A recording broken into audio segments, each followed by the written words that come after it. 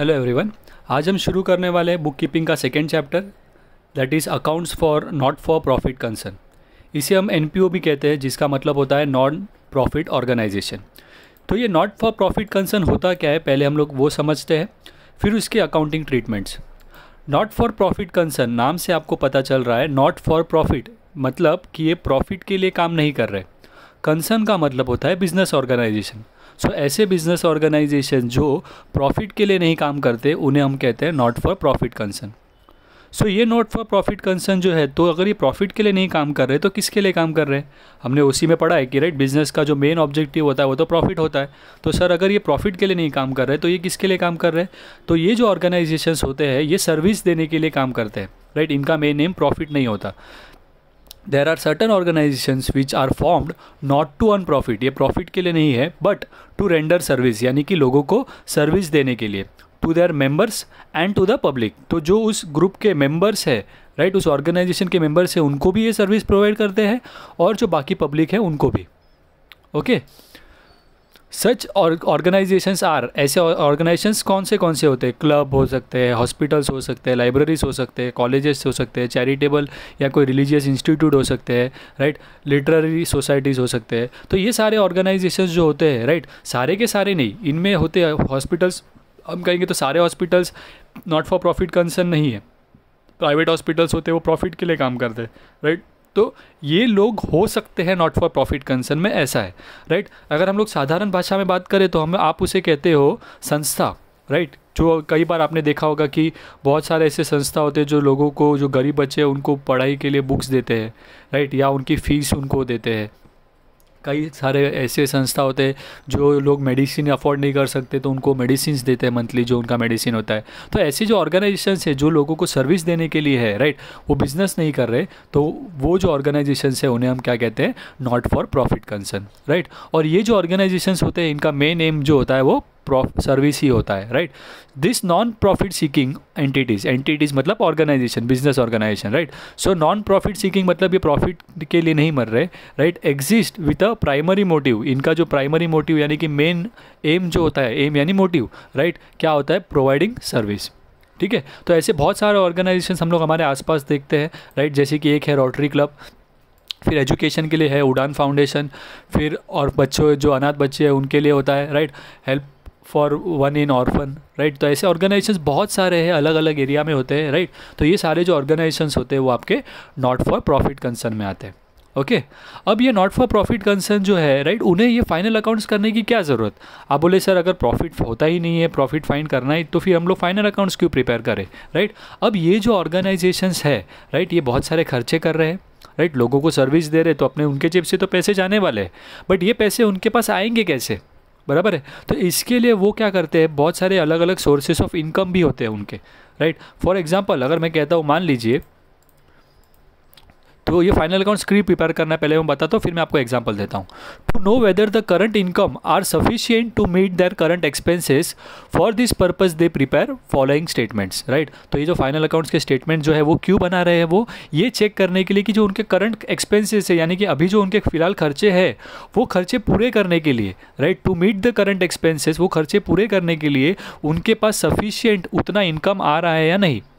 अगर उतना इनकम नहीं आ रहा है तो उन्हें कुछ स्टेप्स लेने होंगे, राइट। फॉर एग्जांपल मान लीजिए कि आप है, राइट, और आप ऐसा सोच रहे हो कि चलो मुझे कुछ सोसाइटी के लिए करना है, लोगों के बेनिफिट के लिए करना है, और आप कुछ अच्छे पोस्ट पे जॉब कर रहे हो या आपका अच्छा खासा बिजनेस है जहाँ पर आप मंथली, राइट, 70,000 80,000 रुपये कमा रहे हो, तो उसमें से आप कुछ पैसा हमेशा बचा कर लोगों की मदद करते हो। आपके आसपास एरिया में या आपके बिल्डिंग में, राइट, कोई ऐसा बंदा है, जो कोई स्टूडेंट है मान लीजिए, जो क्या है उसका फाइनेंशियल कंडीशन उतना स्ट्रांग नहीं है, तो आपने उसको मदद कर ली, राइट, और आपको पता चला कि आपकी मदद काम आई, बच्चे का बहुत हेल्प हो गया, तो आपने सोचा इसको और बड़ा करें, आप और भी लोगों को ढूंढ रहे हो आपके आसपास, फिर ये आप मदद करते जा रहे हो, राइट। आपने अपने और 2-4 लोगों, फ्रेंड्स को भी जोड़ लिया मदद करने में, वो भी अपने सैलरी में से थोड़ा सा पैसा बचा कर ऐसा मदद करते हैं, बराबर, ऐसा मदद कर रहे हैं, बराबर है। बट उस केस में क्या होगा, वो जो मदद कर रहे हैं वो, राइट, तो ये जो 3-4 फ्रेंड्स वो मदद कर रहे हैं, बराबर है, बट अभी ऐसा हुआ कि आप, वो बहुत सारे लोगों को पता चला कि आप ऐसे मदद कर रहे हो और बहुत सारे लोग आपके पास मदद मांगने आ रहे हैं और अभी आपके पास पैसे कम पड़ रहे हैं, राइट। तो इस टाइम पर राइट वो लोग क्या करते हैं, फिर कुछ ना कुछ ऐसे इवेंट्स ऑर्गेनाइज करते हैं राइट, क्योंकि पैसे कम पड़ रहे हैं तो ऑर्गेनाइज करेंगे और इनकम जनरेट करेंगे राइट। जैसे कि कोई ड्रामा ऑर्गेनाइज कर दिया और वो ड्रामा की टिकट लोगों को बेचते हैं, वो जो लोग खरीद सकते हैं टिकट, वो टिकट खरीद के वो ड्रामा देखने आएंगे या कोई मैजिक शो करेंगे राइट, या कोई सिंगर को बुलाकर कॉन्सर्ट करवा दिया उसका राइट। तो इससे क्या होगा, वो जो पैसा कलेक्ट किया जा रहा है वो ये ऑर्गेनाइजेशन में क्या करेंगे, वो यूज़ करेंगे।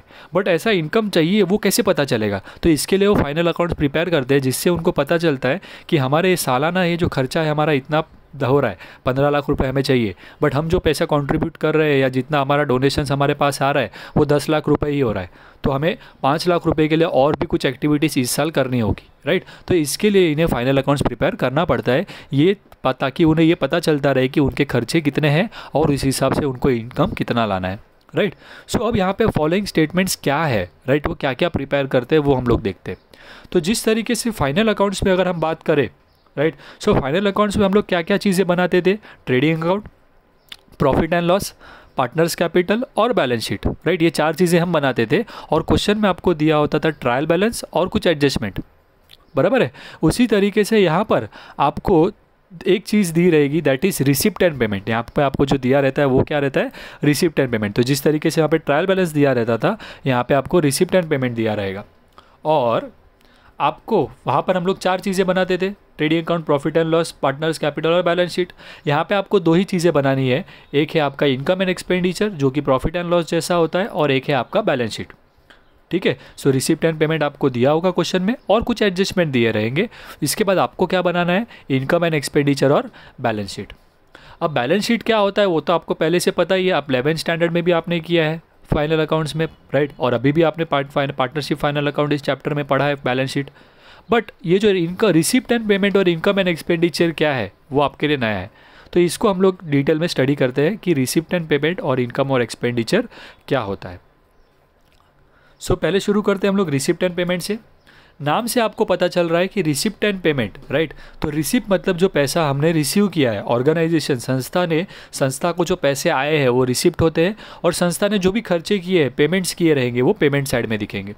तो रिसिप्ट एंड पेमेंट एक अकाउंट होता है राइट, जहाँ पे आपके 2 साइड रहेंगे, डेबिट और क्रेडिट। जिस तरीके से ट्रायल बैलेंस में भी आपको होता था डेबिट बैलेंस, क्रेडिट बैलेंस, ऐसा 2 होते थे ना, तो इसी तरीके से यहाँ पे रिसिप्ट एंड पेमेंट साइड में आपको 2 बैलेंसेस रहेंगे कि क्या क्या पैसा आया है और क्या क्या पैसा गया है। जो पैसा आया है वो रिसिप्ट, और जो पैसा गया है वो पेमेंट। अब यहाँ पे पैसा आया है, पैसा गया है, तो ये तो कैश बुक जैसा हो गया सर। हाँ, तो रिसिप्ट एंड पेमेंट जो है वो एक कैश बुक जैसा ही होता है राइट। तो it is a summary of transactions right, कि जो भी लेन देन हो रहे हैं कैश में, पैसे में, वो सारे ट्रांजेक्शन्स कैश बुक जैसे ही यहाँ पे रिसिप्ट एंड पेमेंट में शो किए जाते हैं। तो कैश बुक का ही एक समरी है ये शॉर्ट में। ठीक है, सो अभी कैश बुक अगर हम बात करें तो कैश बुक या कैश अकाउंट की हम बात करें तो ये कौन से टाइप के अकाउंट में आता है, पर्सनल, रियल या नॉमिनल।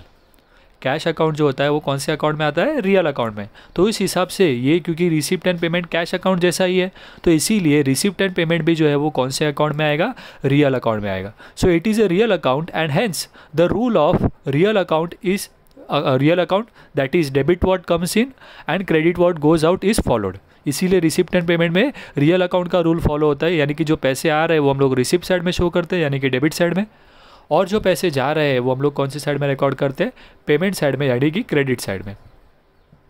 ओके, सो ये इंपॉर्टेंट है, ऑब्जेक्टिव के लिए आपको पूछा जा सकता है रिसिप्ट एंड पेमेंट कौन से टाइप के अकाउंट में आता है, रियल अकाउंट में। ओके, सो इसी तो फिर हमें इससे पता चला कि debit what comes in, credit what goes out. तो इसके हिसाब से हम जो भी इनकम हो रहे हैं, ऑल द कैश रिसिप्ट्स, मतलब जो भी पैसे आए हैं हमें राइट, वो हम लोग कहाँ पर शो करने वाले, डेबिट साइड में right. Irrespective of the nature, मतलब वो कोई भी नेचर के हो, कैपिटल नेचर के हो या रेवेन्यू नेचर के हो, आप उसको कहाँ पे शो करेंगे, रिसिप्ट साइड में शो करेंगे। अब ये कैपिटल नेचर क्या होता है, रेवेन्यू नेचर क्या होता है, ठीक है। सो कैपिटल नेचर मतलब जनरली कैपिटल नेचर मतलब ऐसे इनकम्स जो आपको अपने एसेट्स पर हुए, या आप कहेंगे ऐसे इनकम्स जो आपको बार बार नहीं होते, रेगुलर नहीं होते राइट, साल में एक बार होता है या 6 महीने में एक बार होता है, वो फिक्स नहीं होगा हर साल राइट। तो ऐसे जो इनकम है उन्हें हम क्या कहते हैं, कैपिटल नेचर। तो जनरली आप एसेट बेचते हो और आपको पैसे आ रहे हैं, वो आपका क्या हो गया, कैपिटल नेचर का इनकम हुआ। क्यों, क्योंकि वो इनकम आपको बार बार नहीं होने वाला ना, आप एसेट हर बार थोड़ी बेचोगे, वो आपका बिजनेस नहीं है राइट। आपको कोई एसेट यूज़ नहीं करना था, इसीलिए आपने बेचा और आपको पैसे मिले, तो वो जो रिसिप्ट है वो कैपिटल नेचर नेचर का हो गया। बट रेवेन्यू रिसिप्ट मतलब क्या होता है, जो आपको रेवेन्यू नेचर के रिसिप्ट मतलब जो आपको बार बार होते रहते हैं, जैसे कि सेल्स, हम गुड्स बेचते हैं और हमें पैसा आता रहता है, तो ये जो सेल्स है वो रेगुलर इनकम है हमारा, राइट। संस्था की बात करें तो डोनेशन, अपना मेंबरशिप फीस रहेगी, राइट, वो हर महीना आती रहेगी, हमको मेंबर लोग हर महीना मेंबरशिप फीस पे कर रहे हैं, तो वो हमारी रेवेन्यू इनकम हो गई। जो बार बार होने वाले रिपीटेड होने वाले इनकम है उन्हें हम रेवेन्यू रिसिप्ट कहते हैं, राइट, रेवेन्यू नेचर के रिसिप्ट। तो यहाँ पे क्या कहा है कि भले वो कैपिटल रिसिप्ट हो या रेवेन्यू रिसिप्ट हो, सभी रिसिप्ट क्या किए जाएंगे, रिसिप्ट साइड में शो करेंगे।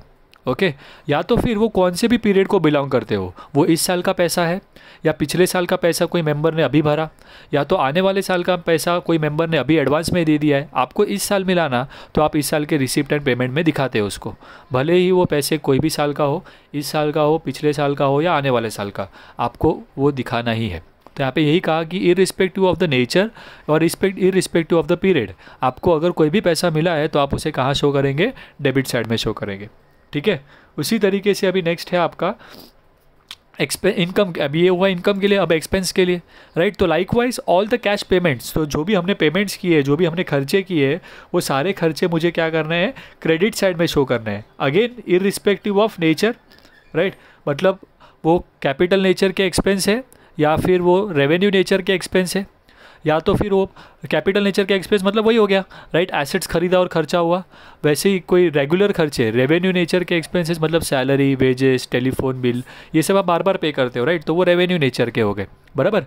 फिर वो कौन से साल के हैं, अगर आपने पिछले साल का कोई खर्चा है, इस साल आपने पेमेंट किया है, ये साल का जो है वो आपने पेमेंट किया है, या आप आने वाले साल का पेमेंट अभी कर रहे हो, तो ये सारे पेमेंट्स आप कहाँ पे शो करोगे, पेमेंट साइड में शो करोगे। तो वो कौन से साल को बिलोंग करते हैं या वो कौन से नेचर के, उससे फ़र्क पड़ने वाला नहीं है रिसिप्ट एंड पेमेंट में, राइट, आप उसे पेमेंट साइड में शो करोगे ही। क्लियर हुआ। तो ये है आपका रिसिप्ट एंड पेमेंट का मीनिंग। एक हम लोग देख लेते हैं कि रिसिप्ट एंड पेमेंट दिखता कैसे है, राइट। हमें क्वेश्चन में हमें सम के लिए रिसिप्ट एंड पेमेंट बनाना तो नहीं है, बट हमें क्या होगा यहाँ पे पता होना चाहिए कि वो दिखता कैसा है। जैसे कि मैंने आपको कहा कि ट्रायल बैलेंस जब दिया होता है, राइट, सो वैसे ही यहाँ पे आपको रिसिप्ट एंड पेमेंट दिया रहेगा। सो ऐसा दिखता है आपका ये रिसिप्ट एंड पेमेंट जो आपको क्वेश्चन में हमेशा दिया रहेगा, और इससे आपको क्या करना है, इनकम एंड एक्सपेंडिचर और बैलेंस शीट बनाने हैं। ओके, सबसे पहली चीज़ मैं इंपॉर्टेंट आपको बताना चाहूँगा कि रिसिप्ट एंड पेमेंट जैसे कि हम कहते हैं कैश अकाउंट का समरी है, राइट। तो कैश जब आप साल की शुरुआत कर रहे हो तो आपके पास कुछ कैश होगा पहले से रेडी, बराबर है। तो वो आपका यहाँ पर दिया गया है cash to balance brought down, कि आपके हाथ में कितना पैसा है अभी गले में और आपके बैंक अकाउंट में कितना पैसा है, कुल मिला के साल जब शुरू हुआ तब आपके पास इतना पैसा है। और उसी तरीके से ये आपके सारे इनकम हुए हैं, ये सारे आपने खर्चे किए, और साल के अंत में, राइट, बैलेंस कैरी डाउन, आपके साल के अंत में आपके पास इतने पैसे हैं, राइट। तो ये आपका ओपनिंग बैलेंस है कैश का, और ये आपका क्लोजिंग बैलेंस है। अब हर सम के लिए आपको ये चीज़ याद रखनी है कि जब भी आप रिसिप्ट एंड पेमेंट, जिस तरीके से आप ट्रायल बैलेंस में पोस्टिंग करते थे, ट्रायल बैलेंस में से हर एक आइटम्स को आप लेकर, राइट, आप अपने ट्रेडिंग अकाउंट में या प्रॉफिट एंड लॉस में या पार्टनर्स कैपिटल या बैलेंस शीट में लिखते थे, इसी तरीके से यहाँ पर से आपको इस एक एक आइटम को लेकर क्या करना है, अपने इनकम एंड एक्सपेंडिचर और बैलेंस शीट में शो करना है, राइट। एक बार एक इफेक्ट होगा उसका, ठीक है। बट आप हमेशा याद रखेंगे कि ये जो कैश बैलेंस है, राइट, जो बैलेंस ब्रॉट डाउन दिया है, उसको आपको हमेशा हर सम में इग्नोर करना है, उसे आपको लिखना नहीं है, बिकॉज ये पिछले साल का कैश बैलेंस है। हमारा इस साल का जो कैश बैलेंस है वो हम लोग लिखेंगे, और आपको पता है cash in hand cash at bank कहाँ जाता है, बैलेंस शीट में एसेट साइड। तो आपको ये बैलेंस लिखना है कैश का, ये वाला बैलेंस को लिखना नहीं है, ठीक है। तो आप हमेशा याद रखोगे सब में ये सारी चीज़ें आप क्या, ये वाला जो कैश बैलेंस है वो आप हमेशा इग्नोर करोगे और आपको ये वाला कैश बैलेंस लिखना होता है, ठीक है। उसके अलावा बहुत सारे ये जो आपको दिख रहे हैं ये सारे आपके इनकम में रहेंगे, राइट। अब बात करते हैं कि रिसिप्ट साइड में क्या क्या चीज़ें आती है और वो कहाँ जा सकती है। अब ये सब्सक्रिप्शन, एंट्रेंस फीस, ये सब आपको नए नाम यहाँ पर दिख रहे हैं, राइट। इन सबको हम लोग अभी डिटेल में आज डिस्कस करेंगे, ठीक है। तो डिस्कस करने के पहले फ़िलहाल हम लोग ये जान लेते हैं कि रिसिप्ट साइड में सर जो भी आइटम्स आ रहे हैं वो कहाँ कहाँ जा सकते हैं, और पेमेंट साइड में जो जो आइटम्स आए हैं वो कहाँ कहाँ जा सकते हैं, ठीक है। तो सबसे पहले शुरू करते हैं रिसिप्ट साइड से। अगर हम रिसिप्ट साइड की बात करें तो जैसे कि मैंने आपको कहा ये कैश तो आपको इग्नोर करना है।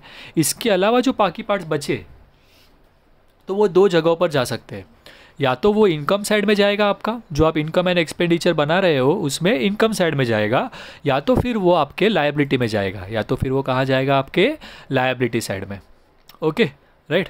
अब आपको फिलहाल ये याद रखना है, बाद में हम लोग देखेंगे कि कौन से इनकम में जाते हैं, कौन से लायबिलिटी में जाते हैं, बिकॉज इसमें आपको मीनिंग जब तक इसका पता नहीं चलेगा तब तक आप ये बता पाओगे नहीं, ठीक है। बट फिलहाल हम खाली इतना पार्ट याद रखने वाले कि रिसीव जो भी है वो ज़्यादातर इनकम में जाएंगे और जो बच जाते हैं वो लायबिलिटी में लिखने होते हैं आपको। अब कौन सा है लायबिलिटी के लिए वो हम लोग आज डिस्कस करेंगे, ठीक है। बट वो रिसीव्स या तो इनकम या तो लायबिलिटी में ही जाएंगे, ओके। इसके बाद अब बात करते हैं नेक्स्ट पार्ट, दैट इज़ हमारे पेमेंट्स की।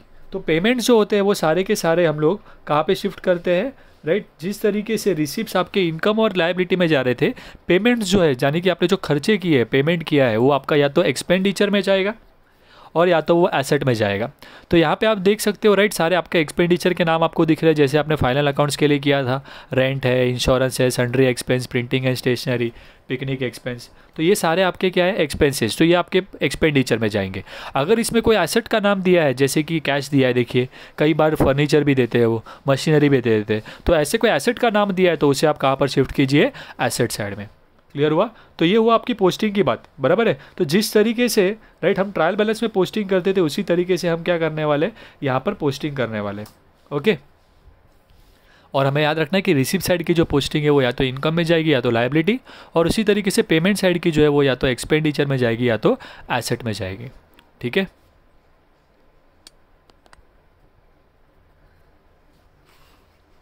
सो अब आ जाते हैं नेक्स्ट पार्ट पर, that is income and expenditure account. So income and expenditure account की बात करें, राइट, तो ये हमारा प्रॉफिट एंड लॉस जैसा है। डेबिट में हम सारे एक्सपेंडिचर लिखते थे और प्रॉफिट एंड लॉस के क्रेडिट में हम इनकम लिखते थे। डेबिट में एक्सपेंसेस, क्रेडिट में income, debit all expenses and losses, credit all income and gain. तो ये तो नॉमिनल अकाउंट का रूल है।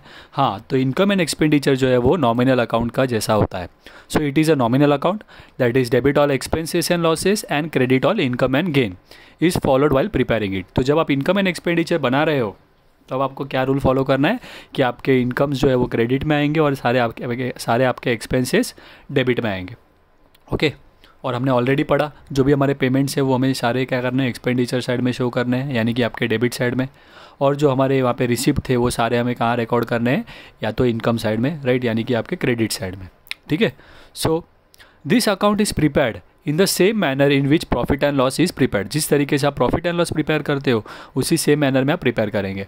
As such all the adjustment relating to the current year such as depreciation, outstanding expense, prepaid expense, income earn are taken into consideration while preparing it, right. तो ये prepare करते समय जिस तरीके से हम फाइनल अकाउंट्स में outstanding, prepaid, ये सारी चीज़ें कंसिडर करते थे, उसी तरीके से आप यहाँ पर क्या करोगे, ये सारी चीज़ें कंसिडर करोगे, राइट। ये सारे एडजस्टमेंट्स हमने फाइनल अकाउंट्स में जो किए थे वो कुछ में से कुछ एडजस्टमेंट्स यहाँ पर यूज़ होने वाले हैं और उन्हें हम लोग वापस से यहाँ पर डिस्कस करेंगे, ठीक है।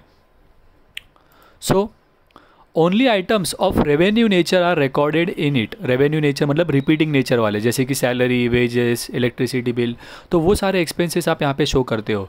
कैपिटल नेचर जैसे ही आपको बताया, मतलब कैपिटल नेचर बोला तो दिमाग में घंटी बजनी चाहिए आपके कि एसेट, कि जब आप एसेट पे कोई खर्चा करते हो या एसेट से कोई आपको इनकम हो रहे तो उन्हें हम कहते हैं कैपिटल नेचर के।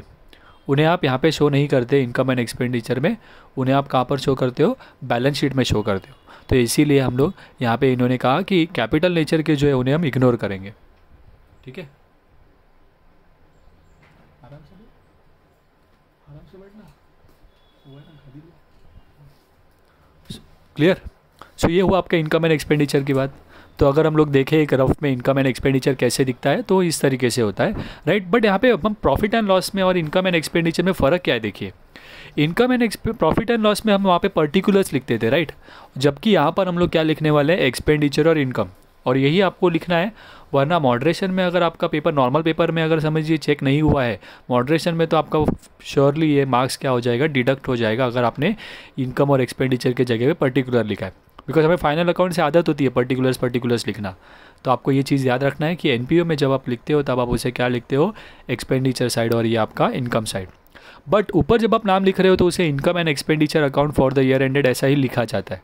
तो इनकम पहले आएगा, ऐसा नहीं, बिकॉज डेबिट में एक्सपेंसेस होते हैं इसीलिए एक्सपेंडिचर यहाँ पर, क्रेडिट में इनकम होते हैं इसीलिए इनकम यहाँ पर लिखेंगे, बट नाम है इनकम एंड एक्सपेंडिचर अकाउंट, ठीक है। अब यहाँ पे सारे एक्सपेंडिचर देखिए आप, फाइनल अकाउंट जैसे ही आपका है, राइट। और जिस तरीके से फाइनल अकाउंट्स में आप क्लोज करके आपको यहाँ पर नेट प्रॉफिट मिलता था, जिस तरीके से फाइनल अकाउंट्स में आपको क्लोज करके नेट प्रॉफिट मिलता था, यहाँ पे आपको क्या मिल रहा है, यहाँ पे बोला जाता है excess of income over expenditure. Excess मतलब ज़्यादा, राइट। इनकम ज़्यादा है किससे, एक्सपेंडिचर से। तो इनकम ज़्यादा है तो क्या होगा, प्रॉफिट होगा। यहाँ पे उसको क्या बोलते हैं, सरप्लस बोलते हैं। क्या बोलते हैं, सरप्लस। और उसी तरीके से अगर बैलेंस यहाँ पर आया तो उसे कहा जाएगा एक्सेस ऑफ, यहाँ पर बैलेंस आ रहा है मतलब खर्चे ज़्यादा है, इनकम कम, राइट। तो यहाँ पर क्या बोला जाएगा, excess of expenditure over income, right. और उसे हम कहेंगे to deficit, sorry by deficit. क्या बोलेंगे, बाय डेफिसिट। डेफिसिट का मतलब होता है कम होना, एक्सपेंस से ज़्यादा होना, इनकम का कम होना, ठीक है, राइट। सो ये नेट प्रॉफिट नेट लॉस जैसा ही आपका बैलेंस आएगा, बट नाम खाली अलग है, ओके। और यहाँ से इसके बाद आपका नेक्स्ट पार्ट होगा balance sheet. So next part पर आ जाते हैं हम लोग, बैलेंस शीट पर, राइट। अब बैलेंस शीट क्या है तो आपको पता ही है कि वो आपका फाइनेंशियल पोजीशन बताता है, राइट। तो इट कंटेन्स कैपिटल आइटम्स। तो मैंने बताया आपको कैपिटल आइटम्स मतलब क्या होता है, आपके एसेट्स, राइट, या लायबिलिटीज़ या कैपिटल फंड से रिलेटेड जो जो आइटम्स है वो सारे आप कैपिटल आइटम हो गए। सो अब ये कैपिटल आइटम्स हम बैलेंस शीट में पुट करते हैं और बैलेंस शीट हमें क्या दिखाता है, financial position of the organisation. It is to be prepared even by the not for profit organisation to show the financial position on the last date of the accounting year, right.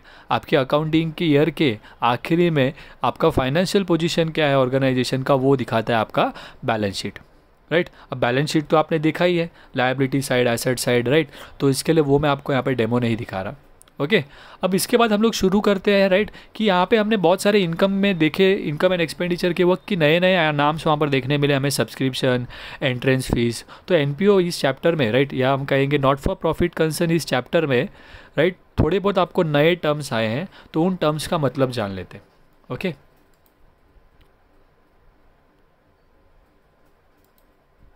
सबसे पहला है some important items, right, subscription.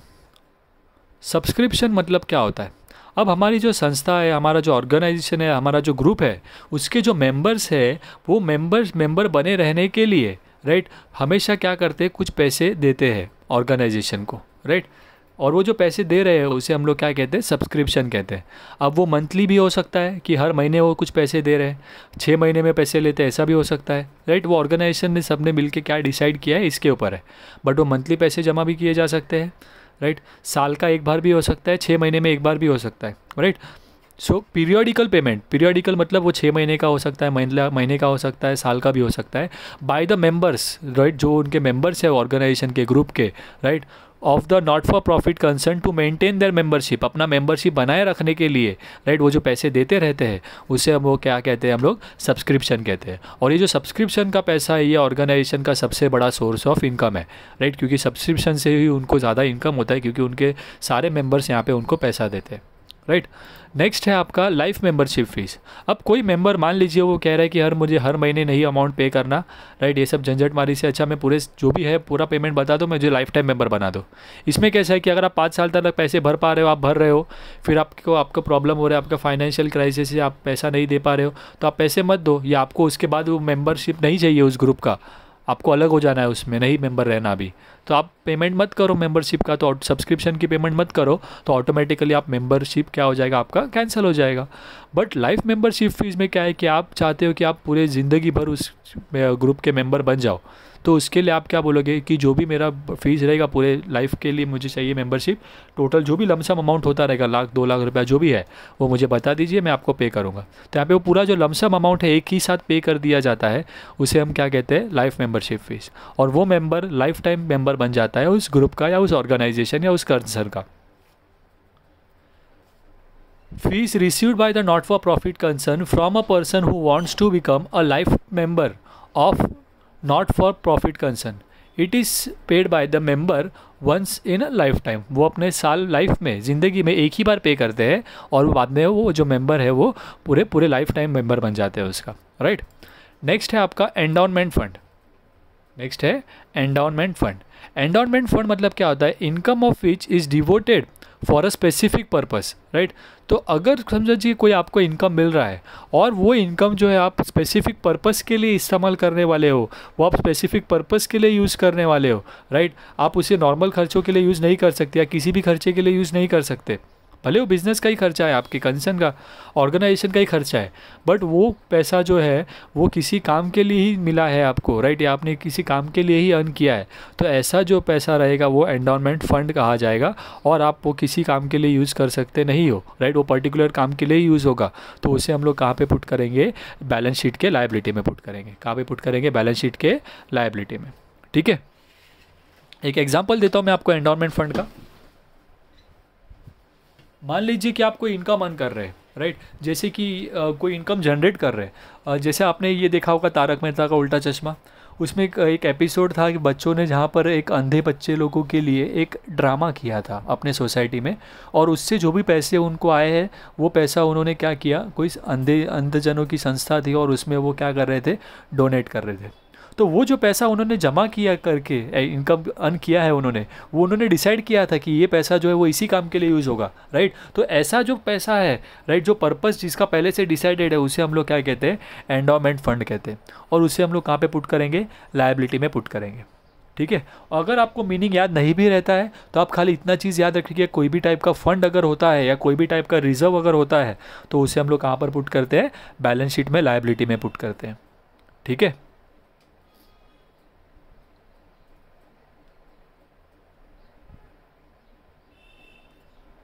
आगे बढ़ते, right. Next term capital fund. Capital fund not for profit concern out of capital income and by capitalisation of life membership fees, entrance fees, donation, right, and by adding up surplus and deducting deficit. तो ये capital fund जिस तरीके से आप 11th standard में liability में सबसे पहले कैपिटल लिखते थे, फिर उसमें नेट प्रॉफिट प्लस करते थे, नेट लॉस माइनस करते थे, उसी तरीके से यहाँ पे आपको ये कैपिटल फंड है। क्वेश्चन में हमेशा कैपिटल फंड आपको इन्फॉर्मेशन में यानी कि नीचे एडजस्टमेंट में आपको दिया रहेगा और उसे आपको डायरेक्टली लायबिलिटी साइड में लिख देना है। अब ये कैपिटल फंड बनता कैसे है? तो ये आपके कैपिटल इनकम्स जो होते हैं आपको जो मिल रहे हैं वन टाइम इनकम, राइट, उस इनकम से आपका ये कैपिटल फंड बना है। इसके अलावा कई बार हम लोग क्या करते हैं, हमारे मेंबरशिप फीस में से या तो एंट्रेंस फीस में से कुछ पैसे कैपिटलाइज करते हैं। यहाँ पर वर्ड यूज़ किया है कैपिटलाइजेशन। अब ये कैपिटलाइजेशन क्या होता है वो हम लोग अभी एडजस्टमेंट करेंगे तब पढ़ेंगे। ठीक है, तो यहाँ से ये पैसे थोड़े डिडक्ट करके उसको कैपिटल फंड में ऐड किया जाता है। इस तरीके से कैपिटल फंड आपका बना है, राइट। और आपको कैपिटल फंड का करना क्या है? क्वेश्चन में आपको ये एडजस्टमेंट में दिया होगा, आपको उसको लायबिलिटी में लिख देना है। ठीक है, ये है कैपिटल फंड का इफेक्ट। फिर एंट्रेंस फीस। तो एंट्रेंस फीस क्या है कि अगर मान लीजिए कोई मेंबर है, राइट, वो लाइफ टाइम मेंबर नहीं बनना चाहता या वो पूरे साल भर भी मेंबर नहीं रहना चाहता, वो खाली एक एंट्री चाहता है कोई पर्टिकुलर इवेंट में या ऐसा कुछ, तो जब वो एंट्री चाह रहा है और उस एंट्री के वक्त आप उसको जो फीस चार्ज कर रहे हो वो आपका एंट्रेंस फीस है। Fees received by the not for profit concern from a person who intends to become a member at a time of his entry, right. तो उस एंट्री के वक्त उससे जो पैसे लिए जा रहे हैं उससे उसको क्या बोला जाएगा? Entrance fees. ओके, फिर नेक्स्ट टर्म है हमारा डोनेशन। तब डोनेशन तो पता ही, ऑर्गेनाइजेशंस को बहुत सारे डोनेशन मिलते रहते हैं, राइट। सो डोनेशन बेसिकली ऑर्गेनाइजेशन के लिए क्या है? इनकम है। क्या है? इनकम। बट ये जो डोनेशंस होते हैं वो दो तरीके के होते हैं। एक डोनेशन होता है आपका, right, specific donation. Specific donation मतलब क्या है कि आपको डोनेशन मिला है और वो स्पेसिफिक काम के लिए मिला है। फॉर एग्जाम्पल अगर समझिए आपकी जो ऑर्गेनाइजेशन या आपकी जो संस्था है वो एक पर्टिकुलर जगह पर लोकेटेड है, एक पर्टिकुलर बिल्डिंग है उसका, राइट, 2 माले का बिल्डिंग है और वहाँ पर वो ऑर्गेनाइजेशन है, बट वो बहुत पुराना हो गया है बिल्डिंग। तो किसी ने, राइट, किसी पर्सन ने सोचा कि ये ऑर्गेनाइजेशन की मरम्मत करा देता हूँ, राइट, बिल्डिंग बहुत पुरानी हो गई है। तो उसने आपको क्या किया? 5 लाख रुपये दिए और कहा कि आप ये जो है इससे बिल्डिंग का थोड़ा मरम्मत, रिपेयर वो सब करवा दीजिए, राइट। तो ये जो पैसे आपको मिले हैं 5 लाख रुपए डोनेशन, ये उन्होंने बोलकर दिया है, आपको कहकर दिया है कि ये बिल्डिंग के काम के लिए यूज़ किए जाएंगे, तो वो बिल्डिंग फंड बन जाएगा, राइट। तो अगर कोई डोनेशन स्पेसिफिक काम के लिए दिया गया तो हम लोग को 5 लाख रुपए किसी और काम के लिए यूज़ कर सकते नहीं है, राइट। तो ये जो है वो एक फ़ंड बन जाता है जो उसी काम के लिए यूज़ होना चाहिए, इसीलिए ये कहाँ पर आ जाएगा? फिर बैलेंस शीट में आपको लायबिलिटी में लिखना है। ओके, तो अगर कोई स्पेसिफिक डोनेशन है, कोई पर्टिकुलर चीज़ उन्होंने मेंशन की है कि डोनेशन किस चीज़ के लिए है, तो उसे आप लायबिलिटी में लिखोगे। और अगर जनरल डोनेशन है, मतलब आपको किसी ने 5,000 रुपये डोनेट किए या 10,000 डोनेट किए या 50,000 डोनेट किए, बट उन्होंने बताया नहीं आपको कहाँ खर्चा करना है, राइट, वो आपको बोला कि ये हमारी तरफ से डोनेशन है। अब हमारे ऊपर है, हम वो खर्चा हमारे स्टाफ को सैलरी देने में भी यूज़ कर सकते हैं, इलेक्ट्रिसिटी बिल देने में भी यूज़ कर सकते हैं, कहीं पर भी हम वो पैसा खर्चा करें, राइट। उन्हें हम कहते हैं जनरल एक्सपेंस, तो सॉरी जनरल डोनेशन। और ये जनरल डोनेशन जो है वो हम लोग कहाँ पर शो करते हैं, इनकम में। कौन सी साइड में, इनकम साइड में शो करेंगे, इनकम एंड एक्सपेंडिचर में, ठीक है। सो डोनेशन में आपको ये दो चीज़ें याद रखनी है, स्पेसिफिक डोनेशन आप कहाँ पर शो करोगे, लायबिलिटी में, जनरल डोनेशन आप कहाँ पर लिखोगे, इनकम में। या खाली डोनेशन दिया है तो उसे जनरल डोनेशन समझा जाएगा, ठीक है, राइट। इसके बाद लास्ट और टर्म्स है बचे लेगेसी।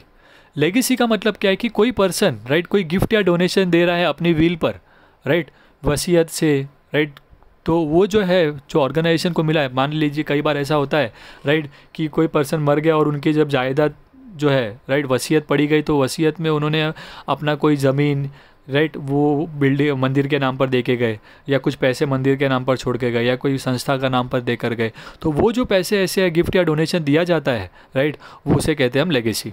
और ये लेगेसी हम लोग कहाँ पर शो करेंगे, लायबिलिटी में शो करेंगे। कहाँ पर शो करेंगे, बैलेंस शीट में, लायबिलिटीज़ में, ठीक है। नेक्स्ट है लास्ट पार्ट आपका सेल ऑफ ओल्ड एसेट्स। तो आपके ऑर्गेनाइजेशन में, आपके कंसर्न में जो आपके एसेट्स है, राइट, पुराने एसेट्स जो आप अब तक यूज़ कर रहे थे और आप उसे बेच रहे हो, तो आपको याद रखना है कि जब भी आप अपने ओल्ड एसेट्स को बेच रहे हो तो उसका जो ओरिजिनल बुक वैल्यू होगा, क्वेश्चन में आपको दिया रहेगा उसका बुक वैल्यू कहाँ है, कि उसका एसेट का वैल्यू, मान लीजिए आपको रिसीव साइड में बोला होगा सेल ऑफ फर्नीचर 15,000 और ब्रैकेट में उसका बुक वैल्यू दिया है 18,000। तो आपको क्या करना है, जो बुक वैल्यू दिया है 18,000 बुक वैल्यू मतलब बैलेंस शीट वैल्यू, तो आपको बैलेंस शीट में आपका फर्नीचर 50,000 का दिख रहा था, जिसमें से आपने 18,000 का बैलेंस शीट का वैल्यू का फर्नीचर बेचा है। तो आप ये 18,000 रुपये क्या करोगे, फर्नीचर में से माइनस कर दोगे एसेट साइड में से, ओके। और उन्होंने कहा था कि 15,000 में बेचा है, बट बुक वैल्यू कितना दिया था, 18। तो आपको यहाँ पे 15,000 में बेचा है तो 15 को कहीं पर भी नहीं लिखना है, आपको ये देखना है कि अगर आप 18,000 रुपये का एसेट था बट आप 15 में बेचे हो तो आपको 3,000 का नुकसान हुआ है। तो ये जो लॉस हुआ है, आपको नुकसान हुआ है, वो आप कहाँ पर शो करने वाले हो, एक्सपेंडिचर में शो करोगे। कहाँ पर शो करोगे, एक्सपेंडिचर में।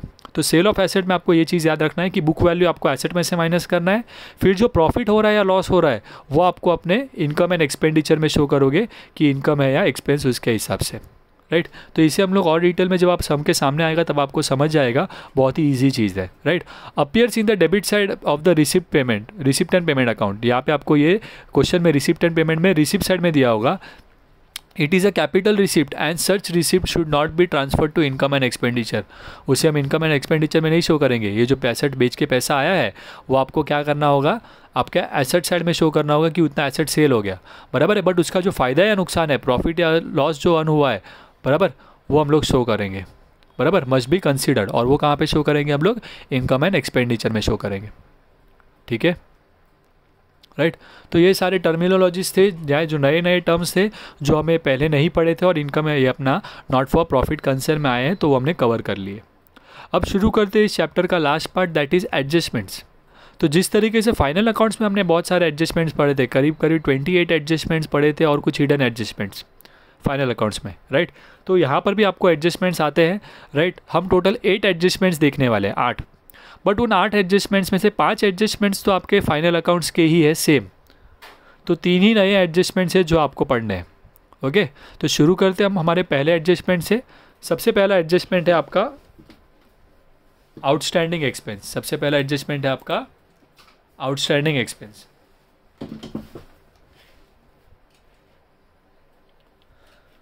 तो आउटस्टैंडिंग एक्सपेंस का मतलब क्या होता है, ऐसे खर्चे, एक्सपेंस मतलब खर्चा और आउटस्टैंडिंग मतलब पे करना बाकी है।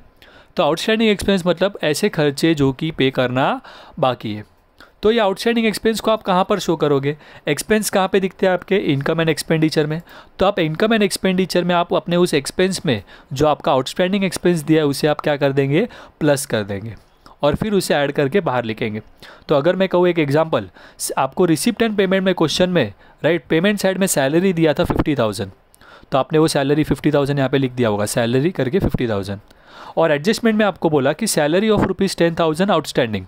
एडजस्टमेंट में क्या बोला है, सैलरी ऑफ ₹10,000 आउटस्टैंडिंग। और एडजस्टमेंट वाले फिगर आपको 2 जगह पे दिखाना है, तो आप आउटस्टैंडिंग सैलरी करके लिखेंगे 10,000, ये ऐड होके यहाँ पे आ जाएगा 60, ओके। और ये 10,000 का आपको एक और एक इफेक्ट देना होगा। तो यहाँ पर देखिए ये खर्चा है, पे करना बाकी है, तो अगर खर्चा पे करना बाकी है तो ये आपके लिए क्या है, लायबिलिटी। तो आप बैलेंस शीट में उसको लायबिलिटी में लिखेंगे आउटस्टैंडिंग एक्सपेंस करके 10,000। यहाँ पर जो अमाउंट दिया है वही आपको यहाँ पे लिखना है, दो इफेक्ट उसके, इसीलिए मैंने रेड में पुट किया है। कई बार गलती क्या करते हैं लोग, 50 दिया था, 10 प्लस हुआ 60 आया, ये 60 को फिर यहाँ पर लिख देते हैं। आपको ध्यान रखना है ये जो आपको एडजस्टमेंट में जो इन्फॉर्मेशन दिया है उस अमाउंट को आपको दो जगह पे लिखना है, ठीक है, राइट। इसी तरीके से है आपका प्रीपेड एक्सपेंस, कि कोई खर्चा है जो आपने पहले से भर दिया है, आने वाले साल का अमाउंट अभी से आप भर दे रहे हो, बराबर है, तो वो इस साल का तो है नहीं, तो इनकम एंड एक्सपेंडिचर में दिखाया जाएगा नहीं। सो इनकम एंड एक्सपेंडिचर में जो आपका नेक्स्ट ईयर का खर्चा है जो आपने अभी से भर दिया है उसे आप क्या कर देते हो, माइनस कर देते हो, डिडक्ट कर देते हो, बराबर है, राइट। क्योंकि ये प्रॉफिट एंड लॉस जैसा है, प्रॉफिट एंड लॉस में भी ऐसा ही होता था। सो एक्सपेंस में से आपको क्या कर देना है, माइनस कर देना है प्रीपेड का अमाउंट। तो मान लीजिए इंश्योरेंस आपने क्या कर दिया, एडवांस में पे कर दिया है, तो इंश्योरेंस आपको दिया था 20,000, तो आपने यहाँ पे 20,000 लिखा है। फिर एडजस्टमेंट में बोला कि insurance of ₹5,000 was prepaid, prepaid insurance was 5,000, तो आप प्रीपेड इंश्योरेंस करके 5,000 माइनस करेंगे, 20 माइनस 5, 15 यहाँ पर लिखेंगे। उसी तरीके से 5,000 रुपये आपका एडजस्टमेंट का अमाउंट है, तो उसको आपको दूसरा इफेक्ट देना होगा। और यहाँ पे ये खर्चा आप पहले से भर रहे हो, राइट, आपने आने वाले साल का पैसा अभी से भर दिया, तो आपके ऊपर कोई लायबिलिटी नहीं है, ये आपके लिए एसेट हो जाता है। और आप उसे बैलेंस शीट में कहाँ पर लिखोगे, एसेट साइड में लिखोगे, प्रीपेड एक्सपेंस करके या प्रीपेड इंश्योरेंस जो एग्जाम्पल मैंने दिया आपको करके आपका 5,000 यहाँ पर आ जाएगा। क्लियर हुआ आपको ये? तो ये हुआ आपका आउटस्टैंडिंग एक्सपेंस और आपका प्रीपेड एक्सपेंस। अब इसी तरीके से आउटस्टैंडिंग इनकम और प्रीपेड इनकम देखते हैं, राइट। आउटस्टैंडिंग यहाँ पे क्या बोलते हैं, हम उसको नाम देते हैं इनकम रिसीवेबल। क्या कहेंगे, इनकम रिसीवेबल, यानी कि मिलने वाला है। हमने काम कर दिया है, हमने सर्विस दे दी है, बट अभी इनकम मिलने का बाकी है। तो जिस तरीके से ये आउटस्टैंडिंग के जैसा ही है, बट ओके, तो क्योंकि ये आउटस्टैंडिंग के जैसा है तो आउटस्टैंडिंग प्लस होता था, तो उसी तरीके से इसको भी प्लस करेंगे। बट वो हम लोग एक्सपेंस में यानी कि डेबिट साइड में जाके लिखते थे, यहाँ पे हम इसे इनकम में जाके लिखेंगे, राइट। तो इनकम में जाके हम प्लस कर देंगे, और जितना हम ये प्लस कर रहे हैं वो हमारे लिए क्या हो गया, इनकम रिसीवेबल है, यानी कि मिलने वाला है। हमने तो देखिए सर्विस दे दिया है, अब पैसे हमें आने के बाकी है, तो हम पर कोई लायबिलिटी नहीं है यहाँ पर, राइट। हमें फ्यूचर में पैसा मिलने वाला है, तो इसके लिए इसको इफेक्ट कहाँ पर शो करेंगे, आप एसेट साइड में शो करेंगे, ठीक है। अब इसके बाद नेक्स्ट है pre received income. Pre received income या हम कहेंगे इनकम रिसीव्ड इन एडवांस। आपने किसी से पहले ही ले लिए, काम करना बाकी है, सर्विस देना बाकी है, और पैसे आप पहले ही ले रहे हो। तो ये जो पैसे आप पहले ही ले लेते हो ये आपके लिए क्या हो गया, लायबिलिटी हो जाता है एक्चुअली, राइट। तो इसे प्री रिसीव्ड को हम लोग प्रीपेड जैसा करेंगे। प्रीपेड जैसे हम लोग एक्सपेंस में से माइनस कर रहे थे, तो यहाँ पे हम लोग इनकम में से इसको क्या कर देंगे, माइनस करेंगे। बट प्रीपेड नहीं बोलते, यहाँ पे मिलता है ये, तो प्री रिसीव्ड बोलते हैं इसको, ठीक है। सो हम वो प्री रिसीव्ड माइनस करेंगे, और यहाँ पे हुआ क्या है, आपने पैसे पहले ही ले लिए, काम करना अभी तक बाकी है, तो इसीलिए आप ये जो प्री रिसीव्ड पार्ट है वो आप कहाँ पर शो करेंगे, लायबिलिटी में शो करेंगे।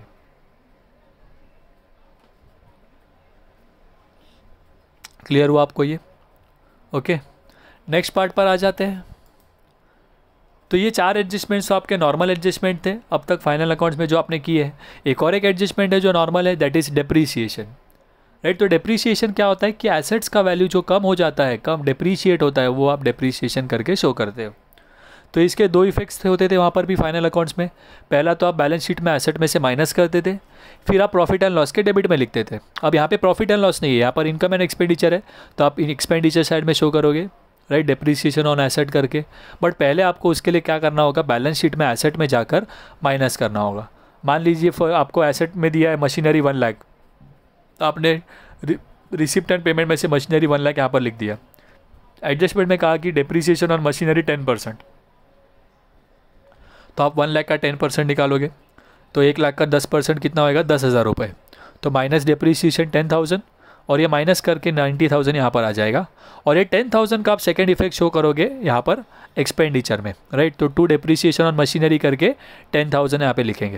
यहाँ पे मैंने एसेट इसीलिए लिखा है बिकॉज ये कॉमन है, तो जो भी एसेट होगा यहाँ पर उसका नाम आ जाएगा।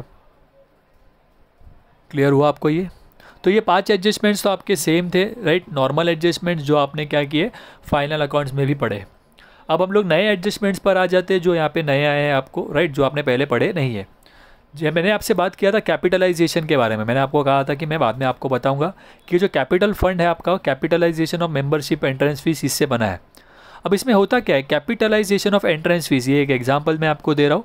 तो कैपिटलाइजेशन ऑफ एंट्रेंस फीस मतलब बेसिकली क्या है कि एंट्रेंस फीस में से कुछ हिस्सा निकाल के आप क्या करते हो, कैपिटल फंड में डाल देते हो, उसे कहते हैं कैपिटलाइजेशन ऑफ एंट्रेंस फीस। तो आपको मान लीजिए कि रिसिप्ट एंड पेमेंट में आपको एंट्रेंस फीस दिया था 60,000 रुपये। रिसिप्ट एंड पेमेंट में एंट्रेंस फीस कितना दिया था, 60,000। तो आपको पता है रिसिप्ट एंड पेमेंट के एक इफेक्ट आएंगे, तो आपने उसको एंट्रेंस फीस करके इनर कॉलम में लिखा है। और आपको एडजस्टमेंट में उन्होंने कहा था कि entrance fees 50% of entrance fees is to be capitalise, ऐसा आपको एडजस्टमेंट में देंगे। एडजस्टमेंट में देंगे कि 50% of entrance fees is to be capitalise. तो आप क्या करेंगे, आपका एंट्रेंस फीस कितना था टोटल 60,000, इसका 50% कैपिटलाइज करना है, तो 60,000 का 50% कितना होगा, 30,000। तो आप 30,000 रुपये इसमें से माइनस कर देते हो, बचा हुआ 30 बाहर आ जाएगा। और ये 30,000 का दूसरा इफेक्ट आप क्या करोगे, कैपिटल में ऐड कर दोगे, कैपिटल फंड में ऐड कर दोगे। बेसिकली यहाँ पे कैपिटल फंड होता है हमारे लायबिलिटी में, तो उस कैपिटल फंड जो भी हमारा अमाउंट होगा उसमें हम वो 30,000 रुपये जो यहाँ से माइनस किए वो हम लोग यहाँ पर प्लस कर देते। अब मान लीजिए ये अगर 1 लाख था तो वो 1 लाख में 30,000 रुपये ऐड हो गए और 1,30,000 यहाँ पर बाहर आ गया, ऐसा। ठीक है, तो ये जो है आपका कैपिटलाइजेशन मतलब क्या होता है, बेसिकली आपको उस इनकम में से माइनस करके कैपिटल फंड में जोड़ देना है।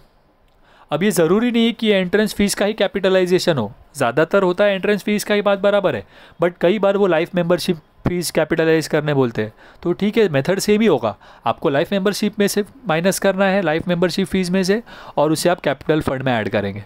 तो आपको नाम मेंशन किया होगा, आपको उस इनकम में से माइनस करना है और उसको कैपिटल फंड में ऐड कर देना है। बहुत ही सिंपल एडजस्टमेंट, बट कई बार पूछा जाता है। ओके, नेक्स्ट आ जाते हैं हम नेक्स्ट पार्ट पर। Next adjustment, fund out of donation.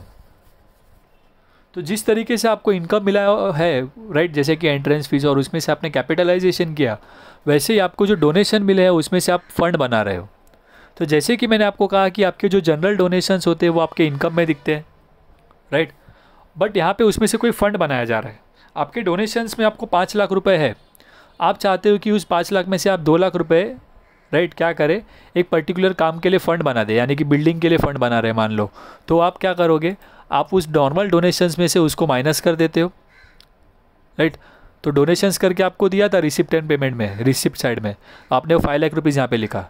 Adjustment में उन्होंने बोला नीचे, राइट, कि out of the donations 2 lakh rupees is for building fund. Adjustment में क्या बोलेंगे वो, out of the donations 2 lakh rupees was for building fund. तो वो डोनेशन में से आप 2 लाख रुपये माइनस कर दोगे, बचा हुआ 3 लाख बाहर आ जाएगा। और ये 2 लाख रुपये जो आपने अभी बिल्डिंग फंड का बनाया है वो आपको क्या करना पड़ेगा, बिल्डिंग फंड करके आप लिख दोगे उसको लायबिलिटी में, आउटर कॉलम में। क्लियर हुआ आपको ये? सो ये आपका फंड क्रिएट करना है डोनेशंस में से, उसका एडजस्टमेंट। अब लास्ट एडजस्टमेंट पर आ जाते हैं हम, दैट इज क्लोजिंग स्टॉक। अब फाइनल अकाउंट्स में जब हम क्लोजिंग स्टॉक करते थे, राइट, तब हमारा इफेक्ट क्या होता था, हम ट्रेडिंग अकाउंट में शो करते थे, राइट। ट्रेडिंग अकाउंट में कहाँ पर शो करते थे हम, क्रेडिट साइड और बैलेंस शीट के एसेट साइड। अब यहाँ पे आपको बैलेंस शीट तो है, बट प्रॉब्लम क्या है कि ट्रेडिंग अकाउंट तो है नहीं, तो इसीलिए आप यहाँ पर बैलेंस शीट एसेट साइड में तो शो करने वाले हो, बट ट्रेडिंग अकाउंट का जो इफेक्ट था उसके जगह पर आपको कुछ सोचना होगा। सो आप याद रखेंगे यहाँ पे कि यहाँ पे ट्रेडिंग अकाउंट नहीं होता, यहाँ पे आपको क्या करना है, उसको आपके एक्सपेंडिचर साइड में आपको शो करना है। अब वो जो भी ऑर्गेनाइजेशन होगा उसका पर्टिकुलर जो भी मेडिसिन हो या जो भी आइटम्स है उसका स्टॉक होगा। जैसे कि अगर मैं बात कर रहा हूँ, हमें कोई हॉस्पिटल की अगर ये अकाउंट्स प्रिपेयर कर रहा हूँ मैं, तो उसके लिए उसका स्टॉक क्या होगा, जो भी मेडिसिन वो सब आ रहे हैं वो। अगर कोई स्पोर्ट्स क्लब है तो उसके लिए जो भी स्पोर्ट्स मटेरियल आते होंगे वो रहेंगे। तो उन्होंने जो भी स्पोर्ट्स मटेरियल, जो भी मेडिसिन परचेज़ किया उसका अमाउंट आपको रिसिप्ट साइड में दिया होगा, सॉरी पेमेंट साइड में दिया होगा, वो आपने यहाँ पे एक्सपेंडिचर में लिखा है। अब एडजस्टमेंट में बोलेंगे वो, राइट, कि stock of medicine on 31 March was 10,000। तो अगर मेडिसिन परचेज़ करके आपने लिखा है पहले से, उसमें से आप वो स्टॉक ऑफ मेडिसिन 10,000 माइनस कर दोगे। क्यों? क्योंकि ये जो 10,000 का मेडिसिन है वो आपने इस साल यूज़ ही नहीं किया है, वो आप नेक्स्ट ईयर यूज़ करने वाले हो, तो इसमें से वो माइनस हो जाएगा। तो आपको पता चलेगा इस साल आपने कितना यूज़ किया। और ये जो यूज़ हुआ नहीं है वो क्लोजिंग स्टॉक, वो आप कहाँ पे शो करोगे, फिर एसेट साइड में शो करोगे स्टॉक ऑफ मेडिसिन करके। यहाँ पे मैंने स्टॉक ऑफ स्टेशनरी लिखा है, तो जो भी है right, organisation to organisation depend करेगा। अगर वो कोई समझो स्पोर्ट्स क्लब है तो यहाँ पे वो स्पोर्ट्स क्लब परचेस करके रहेगा, मतलब स्पोर्ट्स क्लब नहीं, स्पोर्ट्स मटेरियल परचेस रहेगा, तो आप यहाँ पे लिखोगे स्टॉक ऑफ स्पोर्ट्स मटेरियल। ठीक है, तो जो भी ऑर्गेनाइजेशन है उनका जो स्टॉक है उसको आपको इस तरीके से शो करना है, एक्सपेंडिचर में आप माइनस करने वाले हो, और बैलेंस शीट में आप क्या करोगे, एसेट साइड में लिखेंगे। क्लियर हुआ? तो यहाँ पे हमारे ये 8 एडजस्टमेंट्स क्या हो जाते हैं, कंप्लीट हो जाते हैं, राइट। सारे मतलब सारे के सारे एडजस्टमेंट कंप्लीट। बट हमारे जो अभी सम्स की बात करें, तो सम्स की बात करें तो हमें यहाँ पे बोर्ड एग्जाम में 12 मार्क्स का सम आता है। बोर्ड एग्जाम में आपको एनपीओ का जो सम है वो 12 मार्क्स के लिए क्वेश्चन नंबर 6 में पूछा जाता है। और ये क्वेश्चन नंबर 6 में जो 12 मार्क का क्वेश्चन आएगा वो आपका फाइनल अकाउंट्स के 12 मार्क के क्वेश्चन से उसका जो साइज़ है वो बहुत ही छोटा होता है, मतलब ये उतना लेंदी नहीं होता। मतलब फाइनल अकाउंट्स को प्रिपेयर करने के लिए आपको जितना टाइम लगता है एनपीओ के सम्स के लिए या नॉट फॉर प्रॉफिट कंसर्न के सम्स के लिए आपको उतना टाइम नहीं लगने वाला। तो ये आपका उल्टा सिंपल है चैप्टर, तो इससे आप कोई भी हालत में छोड़िएगा नहीं। इसमें एक ही पार्ट होगा जो आपको थोड़ा सा ट्विस्ट करेगा, राइट, जो आपको सॉल्विंग में डिफ़िकल्ट होगा, वो है सब्सक्रिप्शन वाला पार्ट। जो सब्सक्रिप्शन हमारे लिए इनकम है, बिकॉज उसमें आउटस्टैंडिंग भी दे देंगे आपको, प्रीपेड भी दे देंगे आपको, फिर पिछले साल का आउटस्टैंडिंग भी दे देंगे, पिछले साल का प्रीपेड भी दे देंगे, राइट। तो उस चीज़ को करना क्या है, राइट, वो थोड़ा सा डिफिकल्ट पार्ट है, राइट। वो अगर आपको समझ गया तो इस चैप्टर का आप मेजॉरिटी पार्ट कंप्लीट कर लेते हो। ठीक है, तो वो जब हम लोग सम्स करेंगे तब आपको अच्छी तरीके से क्लियर हो पाएगा, राइट। तो नेक्स्ट लेक्चर में जब हम शुरू करेंगे तब आप ये सारे कंसेप्ट एक बार फिर रिवाइज कर लीजिएगा, राइट, और आपको तब वो समझ पाएंगे अच्छे से।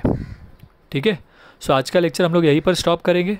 अगर आपको ये लेक्चर पसंद आया तो इस वीडियो को लाइक करें, अपने फ्रेंड्स के बीच शेयर करें, और अगर आपने हमारे चैनल को सब्सक्राइब नहीं किया है तो हमारे चैनल को सब्सक्राइब करें। हमने एक व्हाट्सएप ग्रुप भी बनाया है, आप वो व्हाट्सएप ग्रुप में भी ज्वाइन हो सकते हो ताकि आपको लेटेस्ट अपडेट्स मिलते रहे।